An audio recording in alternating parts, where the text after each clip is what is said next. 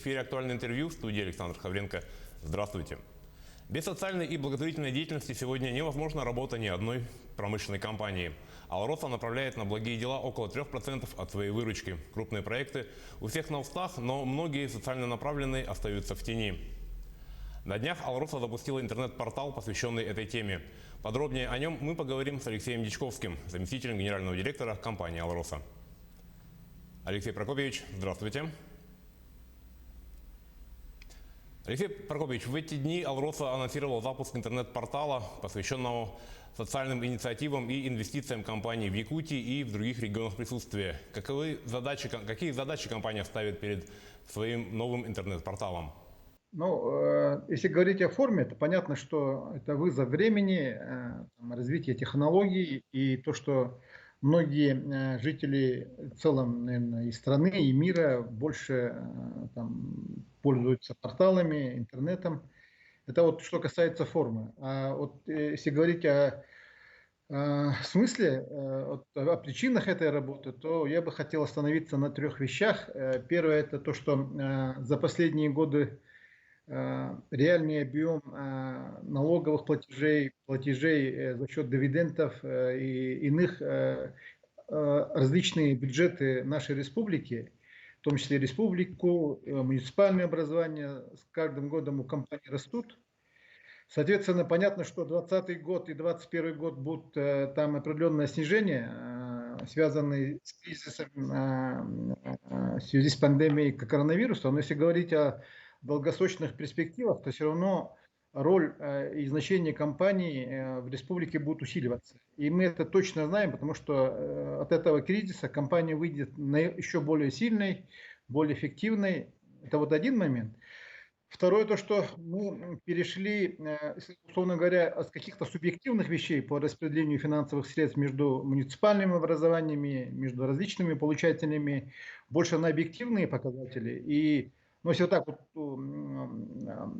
последовательно говорить, если это было раньше по праву руководителя компании или компании давать деньги на строительство каких-то объектов тем или иным муниципальным образованием, каким-то бюджетным организациям, то сегодня это больше как обязанность выступает, потому что мы работаем на основе долгосрочных договоров, на основе того, что каждый год дивиденды у нас увеличивались. Вы, наверное, в курсе, что, допустим, за буквально 6-7 лет дивиденды увеличились для каждого района, для муниципального образования от 35 до 50 раз в различные годы. И, соответственно, понятно, что на текущий момент больше эти деньги для населения выступают как деньги муниципальных образований или иных каких-то бюджетов, которые есть у нас в республике.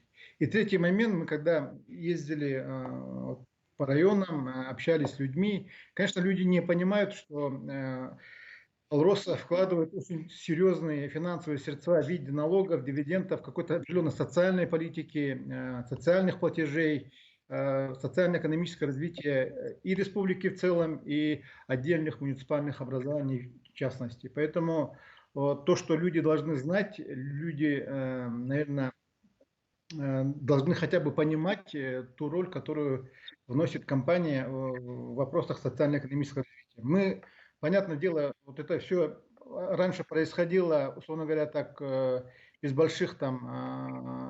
большого информационного освещения. Наверное, вы замечаете, что нет ни одного сюжета, где бы компания вручала аппарат искусственной вентиляции легких или какое-то оборудование, медикаменты к конкретным больницам и так далее. Мы нигде не светимся, хотя кто знает, тот знает, что компания больше 200 миллионов рублей помогла больницам, государственным больницам Республики Саха-Якутия. Исходя из этого, мы понимаем, что есть необходимость некого интернет-ресурса, где бы мы действительно показывали и коммуницировали с людьми, которые, во-первых, туда заходят, во-вторых, являются получателями этих социальных программ и иных платежей компании. А как осуществляется работа по социальным проектам с районами и муниципалитетами? Но здесь надо сразу говорить, что мы все-таки понимаем, что все особенности значит, вот социально-экономического развития республики в районах, там Алмазной провинции есть свои особенности, есть какие-то иные потребности в других районах, которые не входят в систему районов Алмазной провинции. Здесь, конечно, республика больше, и главы администрации больше знают. Поэтому у нас принцип такой, что мы, да, деньги выделяем, допустим, для районов Алмазной провинции как в виде дивидендов и налогов, и иных каких-то платежей на основании договоров социально-экономического развития, конкретно муниципальное образование. Отдаем, конечно, напрямую в фонд, и там уже они в соответствии с установленным порядком согласовывают с правительством республики порядок, значит, там, строительства, какие объекты будут первыми, вторыми, там, какие объекты когда будут строиться. Поэтому мы больше даже, наверное, значит, видим, понимаем и в какой-то степени согласовываем все эти направления, но все-таки эти процессы происходят больше с доверием в отношении, допустим, республики или руководства муниципальных образований. Поэтому все эти 70 объектов, да, их много, и я думаю, что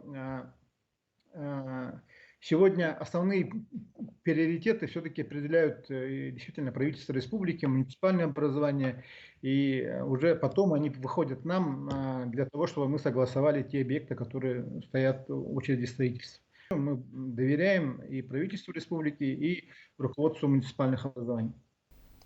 Сегодня на сайте размещены материалы, раскрывающие реализацию более 70 социальных проектов. Давайте напомним зрителям о самых крупных и масштабных из них. Ну, вы, наверное, знаете, что в 2017 году фактически было завершено строительство очень крупного объекта. Это детский реабилитационный центр в Якутске для детей там, особенностями здоровья. Это, наверное, вот, я помню, приезжал первый заместитель министра труда и социальной защиты Российской Федерации Вовченко. И он действительно говорил, что при его памяти там лет 10 действительно в России таких крупных реабилитационных объектов для детей-инвалидов в России не строили. Этот объект был построен за счет средств компании. Если кто живет в Якутске, они знают, это в районе Сергаляха очень хорошее место и действительно такой объект, которым можно гордиться, и действительно очень много детей сегодня получают реабилитацию, оздоровление. Ну вот весь такой комплекс реабилитационных услуг, это один из объектов. Потом дома культуры у нас, объекты спорта, все эти, конечно, такие для конкретного муниципального образования, это, наверное, знаковые объекты, которые на текущий момент строятся, и они будут функционировать и реально будут работать на людей, на жителей тех или иных муниципальных образований. Особое место в структуре социальных инвестиций занимает поддержка целевого фонда будущих поколений Республики Саха-Якутия. Расскажите о работе компании с этим фондом. Ну, этот фонд был создан еще при Михаиле Ефимовиче Николаеве, когда он был президентом республики.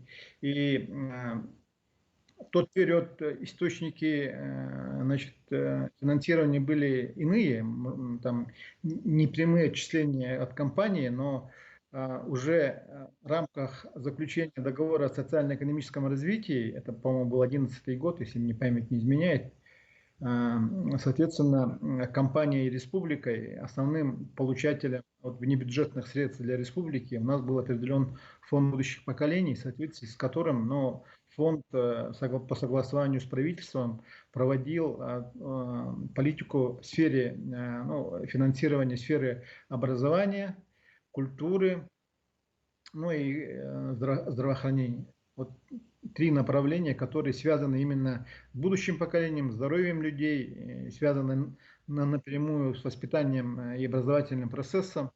И этот фонд один из немногих, наверное, фондов в стране, которые показали свою эффективность и работают на текущий момент очень эффективно.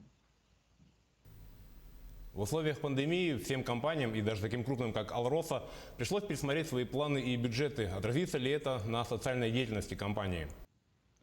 Но мы однозначно, несмотря на те мероприятия, которые связаны там, с сбыта продукции компании «Алмазов». Мы четко можем сказать, что по социальным объектам у нас однозначно нет там сокращения объемов оказываемых услуг. И, наверное, многие не знают, что компания в Мирнинском районе фактически выполняет бюджетные функции. Мы в периметре компании держим объекты культуры, спорта. Мы наполовину финансируем все детские сады Мирнинского района. Все это сохраняется, и мы надеюсь, что в ближайшее время еще увидим значительное улучшение. Вот если говорить о культурно-спортивном комплексе, то мы начали с позапрошлого года оздоровление 200 детей за пределами республики, на море, южной части нашей страны. Эта программа должна была быть реализована и в этом году, но в связи с пандемией он не реализован. Мы в следующем году его продолжим. Что касается детских садов, идет восстановление бассейнов. Мы в этом году должны восстановить 3 бассейна, которые уже лет 20, по-моему, здесь не работали. Но в целом это вот такие не очень большие, может быть, изменения, но они идут постоянно. И вот эти крупные изменения все равно вот, в совокупности они крупные, они останутся. Что касается фонда будущих поколений, то реально в этом году истекает срок договора о социально-экономическом развитии, заключенный между компанией и республикой. Сейчас идет подготовка к заключению нового соглашения. Я очень надеюсь, что все эти объемы у нас останутся. Кроме того, там уже 2 года идет программа по обеспечению Вилюйских районов чистой водой. Ежегодно 150 миллионов компания дает. Кроме того, и в 2021 году мы очень надеемся, что через фонд будет профинансировано комплексные научные исследования в Вилюйской зоне. Там есть экология, состояние воды, здоровье людей, проживающих в этих районах, и поиски альтернативных источников питьевой воды. Но это такие комплексные исследования. Я думаю, что по итогам 2021 года будут серьезные инвестиции, и очень надеемся, что они пойдут на благое дело и будут реализованы эффективно. Алексей Прокопьевич, большое спасибо за интересный разговор. До свидания. Это было актуальное интервью. Всего доброго.